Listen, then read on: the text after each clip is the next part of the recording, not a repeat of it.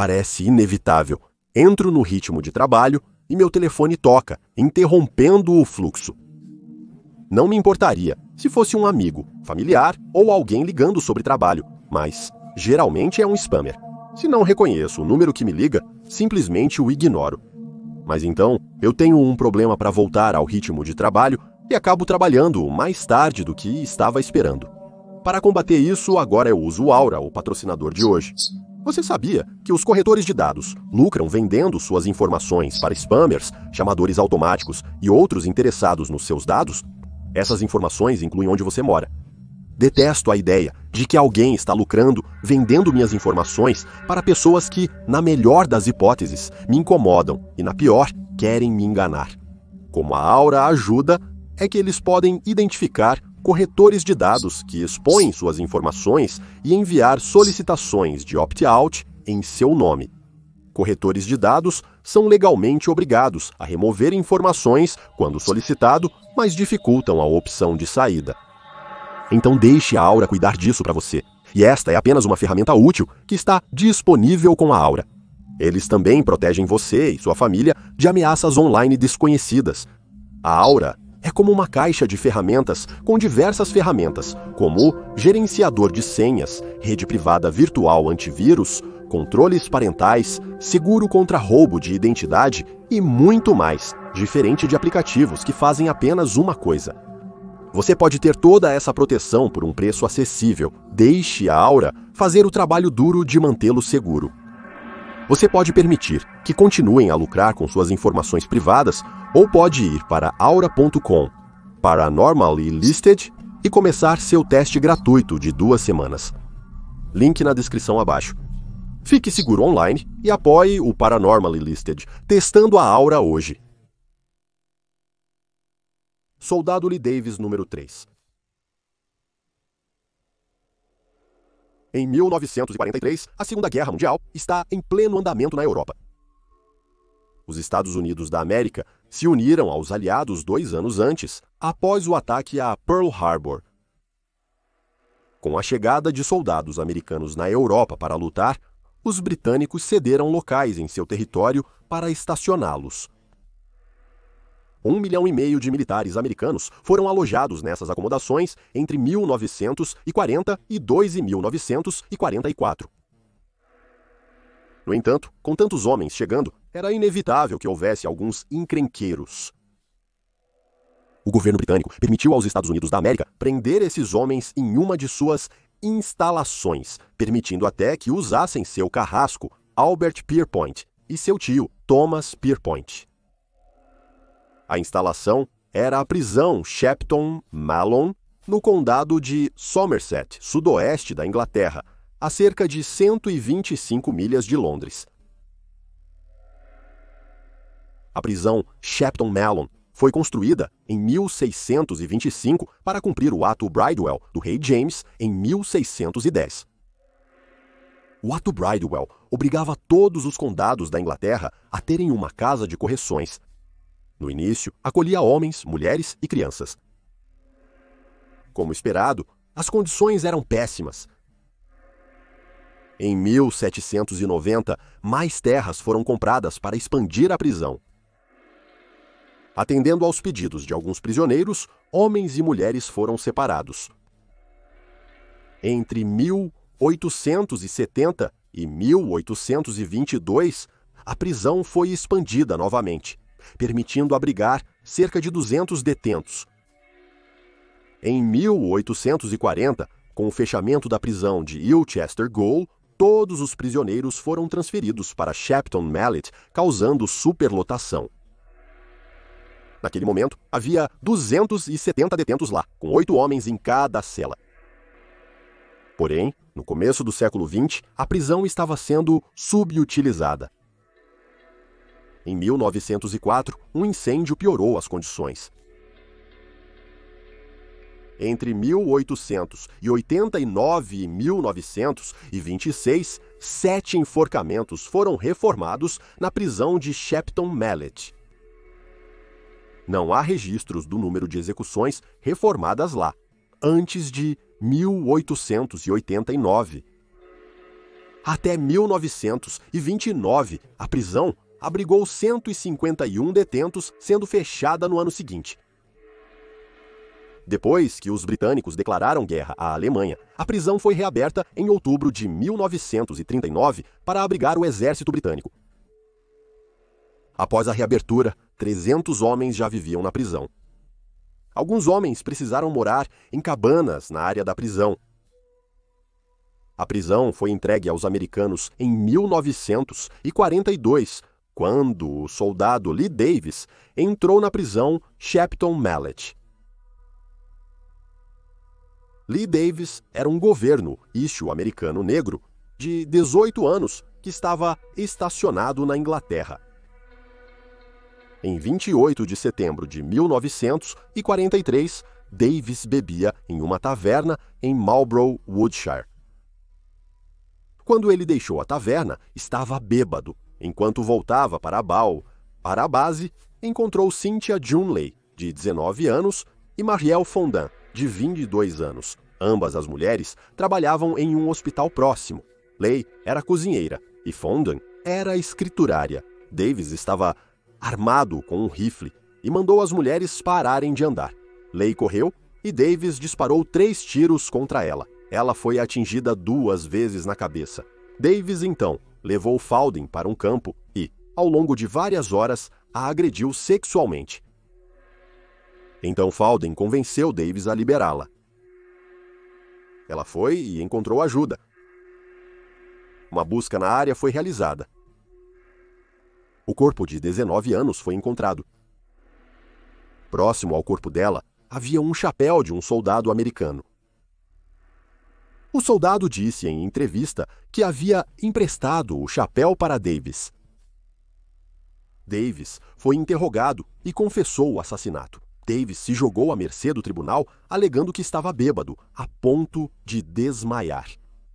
Mas ele foi considerado culpado de assassinato. O soldado foi sentenciado à morte após julgamento militar de um dia.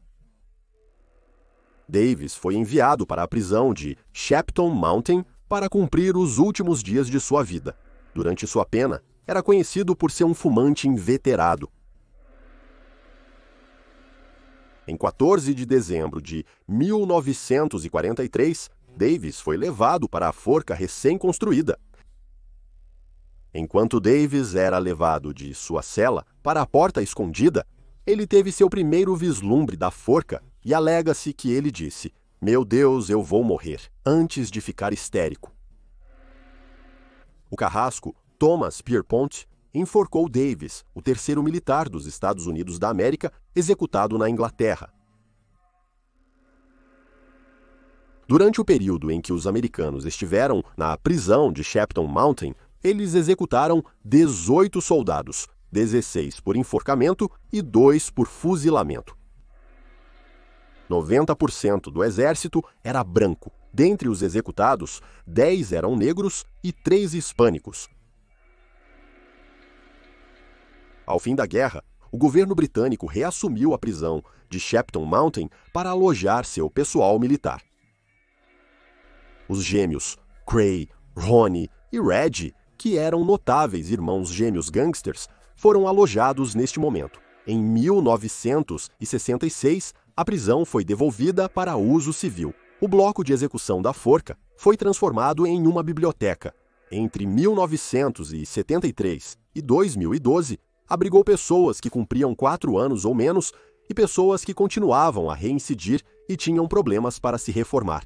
Em 28 de março de 2013, a prisão Shepton Mallet fechou suas portas para os detentos.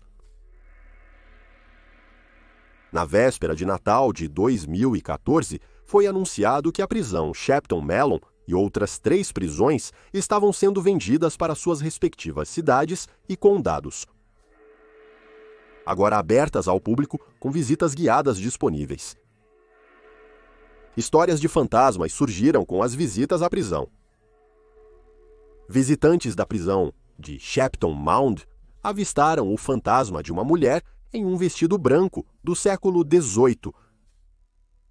Segundo a lenda, ela foi condenada à morte após matar seu noivo durante uma briga de amantes. No dia antes da execução, ela quis dormir vestida de noiva. Na manhã seguinte, eles a encontraram morta. Supostamente, ela morreu de desgosto. O fantasma dela é visto principalmente na ala A. Em uma turnê de 2017, outro fantasma deixou sua marca. No outono, o guia turístico Paul Toole estava dando um tour pela prisão quando chegaram à cela que abrigava o soldado Lee Davis. Antes de percorrer o mesmo trajeto de Davis até a sala de execução, Toole relatava os momentos finais dele. Depois de dizer as últimas palavras de Davis, "Meu Deus, eu vou morrer", Toole sentiu uma sensação de queimação em sua mão. Ao terminar o tour, Toole notou o que parecia ser uma marca de cigarro no chão. Seria este o fantasma de Davis tentando se comunicar? Ele estava tentando dizer algo? Ele foi tratado injustamente por causa da cor de sua pele? Essas perguntas não foram respondidas, mas o incidente abalou Toole, que não tranca mais a prisão sozinho. Ele afirma que as luzes se apagam e acendem, podem ser ouvidos barulhos de portas batendo e áreas da prisão, de repente, ficam muito frias. A prisão Shepton Mallet ainda está aberta ao público e eles têm tours guiados e autoguiados. Eles também possuem 2 salas de fuga na antiga prisão. Eventos especiais são realizados, incluindo pernoites atrás das grades e investigações paranormais. Número 2. Raymond Snowden. Na noite de 23 de setembro de 1956, a recém-viúva Cora Dean foi ao centro de Garden City, Iowa, beber e jogar para esquecer sua depressão. O corpo da mãe de 2 filhos foi encontrado no dia seguinte, esfaqueado 29 vezes. Um patologista determinou que a garganta da vítima havia sido cortada primeiro e uma lâmina cravada na base do crânio. Então, o assassino mexeu a faca até cortar a medula espinhal dela. Após uma breve investigação, o detetive Frank Bohr suspeitava de Raymond Snowden. Bohr lembra de ter prendido Snowden anos antes por ameaçar cortar a medula espinhal de sua namorada. Após testemunha revelar que Snowden estava com Dean na noite do assassinato, Bohr concluiu que havia encontrado o culpado. Snowden foi preso após entrar na loja de charutos Hannafin, em Boise, Idaho. Antes de entrar na loja, Snowden havia jogado uma faca nos bueiros em frente à loja. A polícia recolheu a faca, que mais tarde determinou ser a arma do crime. Após ser preso, Snowden confessou que havia matado Dean, porque ela havia rejeitado suas investidas. Ele contou à polícia que tirou sua faca e disse a ela: "Escolha, querida, estupro ou morte." Dean gritou. E então Snowden cortou sua garganta e a esfaqueou. Finalmente, ele sofreu por lesão na medula espinhal. Snowden foi condenado à morte e enviado para a antiga penitenciária de Idaho até a data de sua execução. A antiga penitenciária de Idaho foi construída em 1872, a sudeste de Boise, Idaho. Iniciou como prisão de cela única, evoluindo para vários edifícios com capacidade para 600 presos, cercados por um muro de arenito de 17 pés. Em seus 101 anos de serviço, recebeu mais de 13 mil presos, incluindo Harry Orchard e Lydia Southard. Orchard é conhecido pelo assassinato, de 1905, do ex-governador de Idaho, Frank Stunnenberg. Southard era uma assassina em série suspeita de matar seus 4 maridos, cunhado e filha com arsênico. Ela fugiu da antiga penitenciária de Idaho em maio de 1931, mas foi recapturada em Denver, Colorado, um ano depois, e retornou à prisão. Durante sua prisão, Raymond Snowden se gabava de ter matado outras 2 mulheres. Contudo, as alegações não foram confirmadas e ele nunca foi condenado pelos assassinatos. Em 18 de outubro de 1957, Snowden foi levado para a recém-construída Sala dos Enforcamentos. Snowden foi preparado para a execução e os oficiais puxaram a alavanca, liberando a porta da armadilha. Infelizmente, para Snowden, seu pescoço não quebrou e ele ficou pendurado por 15 minutos, enquanto a família da vítima o observava lutando para respirar. Ele finalmente parou de respirar e foi declarado morto. Snowden, apelidado de Jack, o estripador de Idaho, foi o último homem executado na antiga penitenciária de Idaho. Ele foi enterrado em uma cova sem marcação nos terrenos da prisão. Em 1973, a antiga penitenciária de Idaho foi fechada e foi colocada no Registro Nacional de Lugares Históricos. Em seguida, foram oferecidos tours pela prisão. Muitos convidados afirmaram ouvir vozes desencarnadas rindo e gritando. Muitas investigações paranormais ocorreram ao longo dos anos. Os investigadores afirmaram ver aparições de Snowden vagando pelo terreno da prisão. Algumas pessoas afirmam ouvir Snowden lutando para respirar ao adentrar a sala da forca. Vários programas de investigação paranormal, como Destination Fear e Ghost Adventures, gravaram episódios na antiga penitenciária de Idaho. Durante a investigação do Ghost Adventures, eles registraram o fantasma de um homem encapuzado. Poderia ser este Raymond Snowden? Hoje, a prisão é um museu e a cela de Snowden está marcada com uma placa indicando onde ele viveu seus últimos dias. Contudo, as luzes da cela continuam apagadas. Patrick Whelan. Patrick Whelan nasceu em 1840 no condado de Galloway, Irlanda.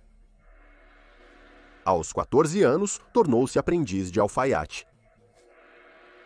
Whelan teve uma vida nômade e foi para a Inglaterra. Em 1865, ele se mudou para o Canadá. Ele estabeleceu residência na cidade de Quebec, onde trabalhou como alfaiate. Ele se juntou à cavalaria voluntária e ajudou a defender a província de Quebec contra os ataques Fenian. Os ataques Fenian foram várias investidas da Irmandade Fenian, uma milícia republicana irlandesa baseada nos Estados Unidos. Eles atacariam alvos no Canadá, que na época fazia parte da Grã-Bretanha, para aumentar a pressão para retirar tropas da Irlanda. Durante esses ataques, Whelan foi suspeito de ser um simpatizante republicano irlandês. Ele foi preso e depois liberado sem passar por corte marcial. Depois de ser libertado, ele se mudou novamente. Foi para Buffalo, Nova York, depois para Hamilton, Ontário e finalmente para Montreal, Quebec. Enquanto estava em Montreal, ele conheceu uma mulher 30 anos mais velha, chamada Bridget Boyle. Ela vinha de uma família de classe alta.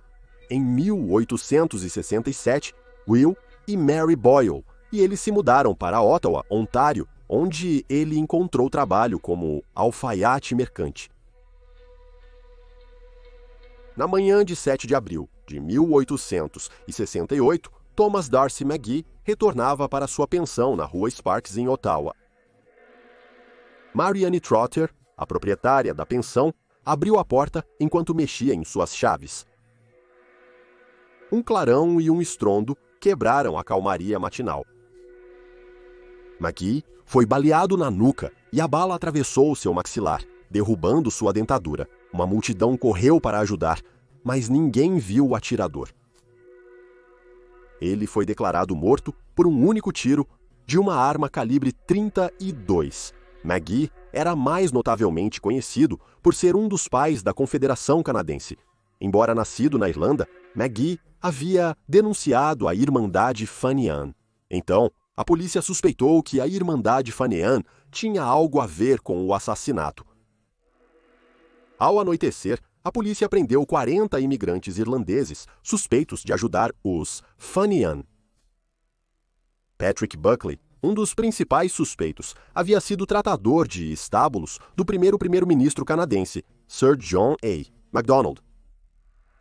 Buckley informou à polícia que Whelan era um possível suspeito. A polícia encontrou Whelan em uma taverna. Na revista, foi encontrada uma pistola Smith Wesson calibre .32 no bolso direito da frente dele.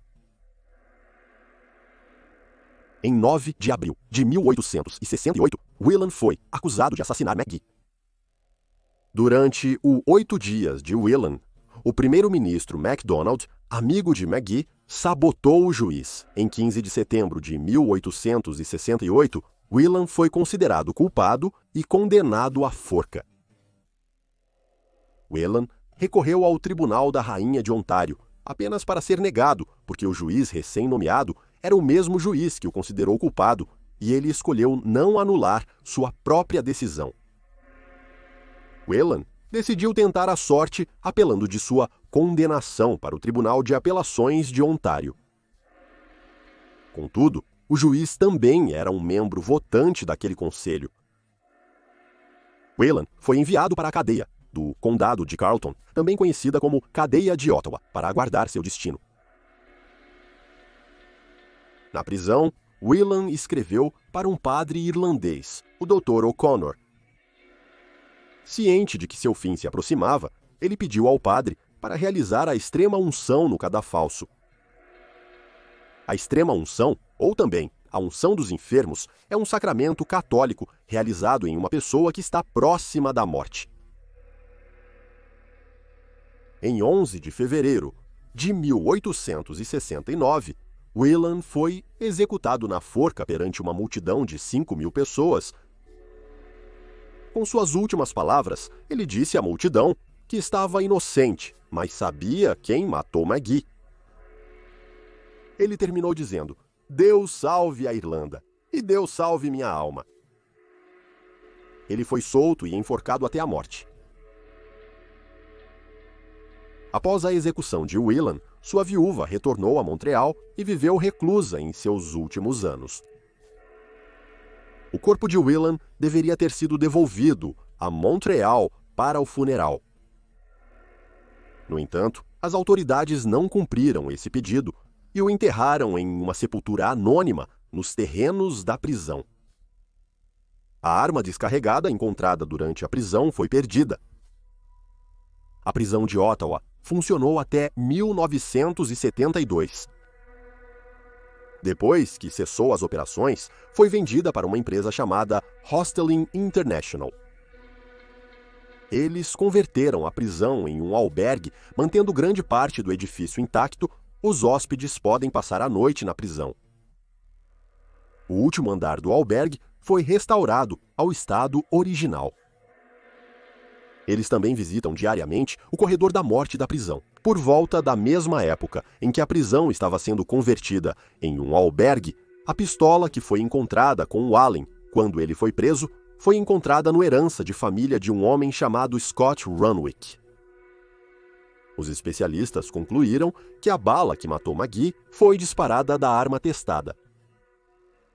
A arma foi leiloada mais de um ano depois e comprada pelo Museu Canadense de Civilização, em Gatineau, Quebec, por $105.000.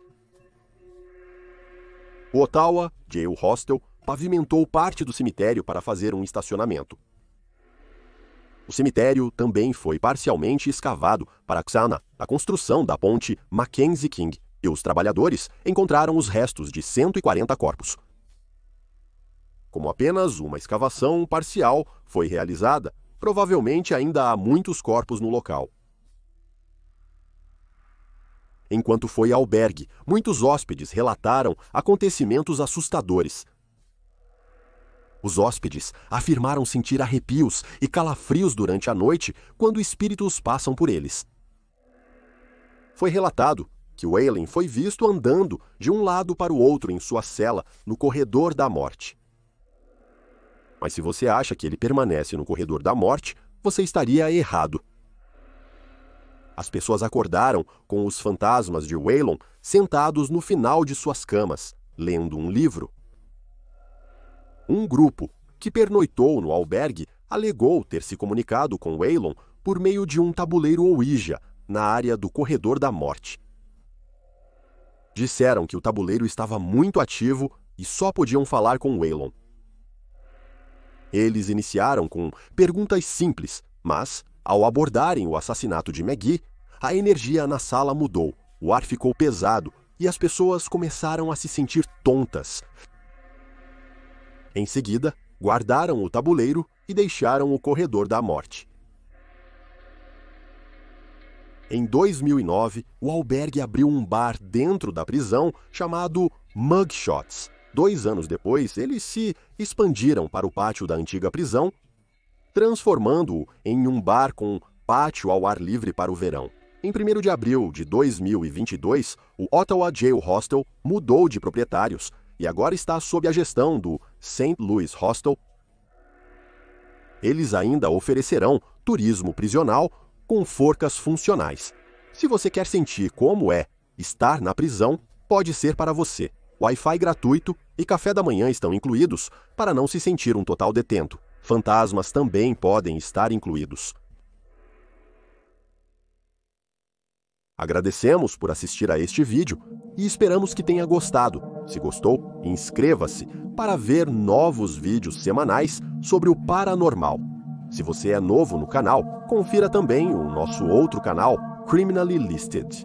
Temos mais de 325 vídeos apresentando histórias reais de crimes bizarros. Você pode encontrá-lo em youtube.com/criminallylisted. Temos também um podcast sobre casos não resolvidos que foram solucionados, intitulado Criminally Listed Presents into the Killing. Você pode encontrá-lo no Stitcher, Spotify, Amazon Music e onde houver ótimos podcasts. É tudo por hoje. Obrigado por assistir.